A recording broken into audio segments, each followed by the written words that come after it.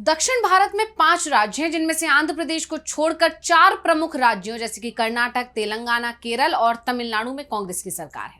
इनमें से कर्नाटक और तेलंगाना में कांग्रेस की पूर्ण बहुमत की सरकार है, जबकि केरल और तमिलनाडु में वो सत्ताधारी गठबंधन का हिस्सा है। यानी कहा जा सकता है कि दक्षिण में कांग्रेस मजबूत है और कांग्रेस चाहती है कि वो दक्षिण में इसी तरह मजबूत बनी रहे और पार्टी का ऐसा सोचना सही भी है।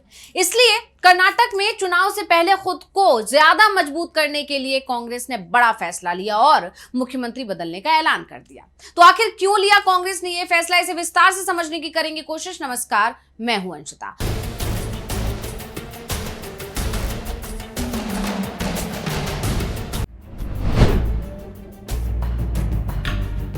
अब सबसे बड़ा सवाल तो यही है कि आखिर कांग्रेस ने यह फैसला क्यों लिया। तो आपको बता दें, क्योंकि कांग्रेस अमूमन ऐसा नहीं करती है, इसलिए यह सवाल उठना लाजमी है कि कर्नाटक में कांग्रेस ने ऐसा फैसला क्यों लिया। तो कांग्रेस की इस रणनीति को समझने के लिए कर्नाटक का राजनीतिक इतिहास देखना बेहद जरूरी है। आपको बता दें कि 1970 के दशक और उससे पहले के दौर में कांग्रेस का लंबे समय तक वर्चस्व रहा था कर्नाटक में। लेकिन कर्नाटक में 1985 से यह चलन देखा गया है कि कोई भी पार्टी लगातार 2 बार सत्ता में वापसी नहीं कर पाई।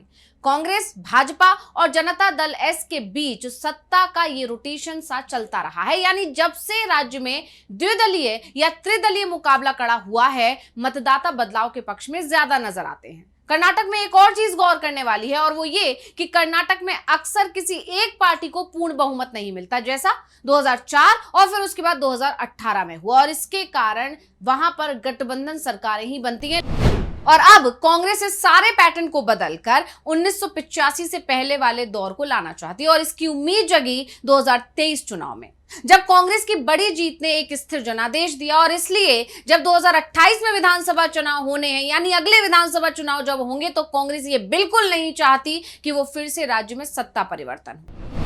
तो जब ये चर्चा चल पड़ी है कि कांग्रेस इस नीति पर काम कर रही है और इसके बाद खबर आई कि सिद्धारमैया को पद से हटाया जा रहा है, तो सबसे बड़ा सवाल ये है कि इसके लिए सिद्धारमैया को हटाने की जरूरत क्यों पड़ रही। यह सवाल उठना भी लाजमी है, क्योंकि सिद्धारमैया के खिलाफ कोई माहौल नहीं, फिर भी कांग्रेस आलाकमान ने यह फैसला लिया है। तो आपको बता दें कि कांग्रेस ने यह फैसला सूझबूझ के साथ लिया है। जानकारों का मानना है कि भले ही सिद्धारमैया के खिलाफ राज्य में माहौल नहीं है, तमाम सर्वे रिपोर्ट्स जो आए हैं वो ये बताते हैं कि जनता भी उनके काम से खुश है, किसी प्रकार की कोई नाराजगी जमीनी स्तर पर देखने को नहीं मिल रही है, फिर भी सिद्धारमैया को हटाया जा रहा है। और इसकी वजह यह है कि यही रिपोर्ट 2013 में भी आई थी। बावजूद इसके जब चुनाव हुए, सिद्धारमैया सरकार रिपीट नहीं करवा पाए थे। 2018 में जब चुनाव हुए तो कांग्रेस पहले नंबर से दूसरे नंबर पर आ गई थी और इसीलिए कांग्रेस ने इस बार सर्वे रिपोर्ट्स पर ना जाते हुए सीएम का बदलाव किया है, क्योंकि कांग्रेस चाहती है कि 2028 में वो कर्नाटक में वापसी करे, क्योंकि इसका फायदा उसे आने वाले 2029 लोकसभा चुनाव में जरूर मिलेगा। इसलिए कांग्रेस ने यह फैसला किया और शिव कुमार को कमान सौंप दी। अब ये तो हमने समझ लिया कि सिद्धारमैया को क्यों हटाया गया है। अब ये भी समझते हैं कि डीके शिव कुमार को ही क्यों चुना है। तो 2023 के चुनाव ने कांग्रेस को यह समझा दिया था कि अगर कर्नाटक में जातिगत समीकरणों को सही ढंग से साध लिया गया तो इस पैटर्न को तोड़ा जा सकता है। और इसलिए वर्तमान में जो नेतृत्व परिवर्तन हो रहा है, यानी कांग्रेस सिद्धारमैया को हटाकर डीके शिव कुमार के हाथ में जो कमान सौंप रही है, वो इसी कोशिश का एक हिस्सा है कि पार्टी अपनी सत्ता को बचाए रखे और आगामी चुनौतियों के लिए जनता के बीच अपनी स्वीकार्यता बनाए रखे। अब आते हैं मुख्य सवाल पर, वो ये कि डीके शिव कुमार ही क्यों। तो आपको बता दें कि डीके शिव कुमार को एक फायरब्रांड नेता माना जाता है। पार्टी पर उनकी पकड़ तो है, लेकिन सबसे अहम है उनकी जाति। दरअसल शिव कुमार का प्रभाव विशेष रूप से बोकालिक्का समुदाय में मजबूत है। यह समुदाय कर्नाटक की राजनीति में एक निर्णायक भूमिका निभाता है और इससे पार्टी का जनाधार और मजबूत हो सकता है। शिव कुमार को ही चुनने की एक बड़ी वजह यह भी है कि डीके शिव कुमार ओल्ड मैसूर से आते हैं और ये पूरा क्षेत्र बोकालिक्का समुदाय का गढ़ माना जाता है। डीके शिव कुमार की राजनीतिक ताकत का मुख्य आधार है बोकालिक्का समुदाय। तो अब डीके शिव कुमार लंबे समय से कांग्रेस के प्रदेश अध्यक्ष हैं, राज्य के डिप्टी सीएम भी रहे हैं। ऐसे में सत्ता और संगठन दोनों पर उनकी अच्छी पकड़ है और इसी के सहारे कांग्रेस, बीजेपी और जेडीएस दोनों को ही चोट देने की तैयारी में है। तो अब सवाल ये उठता है कि आखिर बीजेपी जेडीएस गठबंधन पर डीके शिव कुमार भारी कैसे पड़ेंगे। तो आपको बता दें, अगर ये बात मानकर चलें कि विधानसभा चुनाव में बीजेपी और जेडीएस का गठबंधन बना रहेगा यानी 2028 में, हालांकि उसकी संभावनाएं बहुत कम है, लेकिन फिर भी एक बार को मान लेते हैं कि ये गठबंधन रहेगा। ऐसे में कांग्रेस को इस गठबंधन के खिलाफ चुनाव लड़ने की तैयारी करनी है। जेडीएस पहले से कमजोर होता दिखाई दे रहा है। ऐसे में डीके शिव कुमार के सहारे कांग्रेस अब जेडीएस के वोट बैंक पर सेंधमारी की कोशिश में जुट गई है। दरअसल जेडीएस का जो मुख्य आधार है वो दक्षिण कर्नाटक के हिस्से में है, जिसे ओल्ड मैसूर भी कहा जाता है, और डीके शिव कुमार का दबदबा भी तो इसी क्षेत्र में ज्यादा है।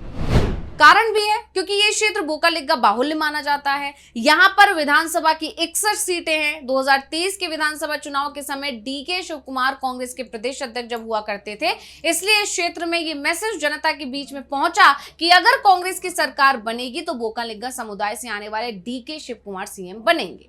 इसका असर भी दिखाई दिया और कांग्रेस ने यहाँ की 61 में से 37 सीटें जीत ली थी, जबकि जेडीएस, जिसका यहाँ पर दबदबा माना जाता है, वो मात्र 15 पर सिमट गई थी, जबकि बीजेपी को सिर्फ 6 सीटें ही मिल पाई थी। और अब कांग्रेस अपने इस प्रदर्शन को और ज्यादा मजबूत करने की कोशिश में है, क्योंकि डीके के सीएम रहते हुए अगर कांग्रेस चुनावी मैदान में जाती है तो जेडीएस और बीजेपी गठबंधन जो यहां खुद को मजबूत करने की कोशिश कर रहा है, उसे आसानी से कांग्रेस झटका दे सकती है।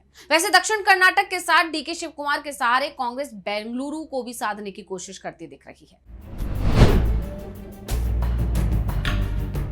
सवाल यह है कि बेंगलुरु में कांग्रेस कैसे बड़ा खेल करेगी। तो कर्नाटक के बेंगलुरु रीजन की बात करें तो यहां कुल सीटें हैं 32, जिसमें से 28 सीटें बेंगलुरु शहरी क्षेत्र की हैं और 4 हैं ग्रामीण क्षेत्र की। बेंगलुरु के ग्रामीण क्षेत्र खत्म होता है और दक्षिण कर्नाटक शुरू होता है। शिव कुमार का प्रभाव बेंगलुरु पर भी है।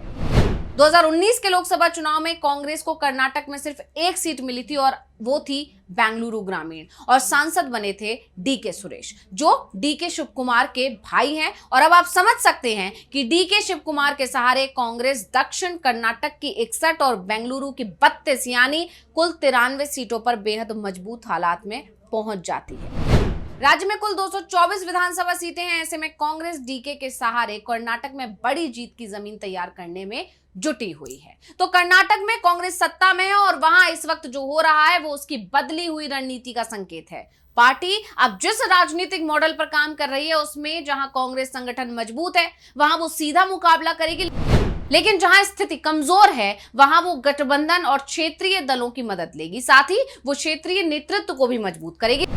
इसके अलावा कांग्रेस अब अपनी रणनीति में बदलाव कर रही है। वो मतदाताओं की पसंद को तरजीह दे रही है, जैसा उसने तमिलनाडु में किया भी। और राज्य में कांग्रेस का मुख्य गठबंधन लंबे वक्त से डीएमके के साथ था, लेकिन अब वो टीवीके के साथ है। केरल में पार्टी ने संगठन और मतदाताओं की चाहत को ध्यान में रखते हुए मुख्यमंत्री चुना, यानी कांग्रेस अब दिल्ली से फैसले थोपने के बजाय स्थानीय समीकरण साधने वाले लोकप्रिय नेताओं को तरजीह दे रही है। और यही नहीं, कांग्रेस अब ओबीसी, दलित, आदिवासी और क्षेत्रीय पहचान को जोड़कर नया सामाजिक समीकरण गढ़ने की कोशिश भी कर रही है।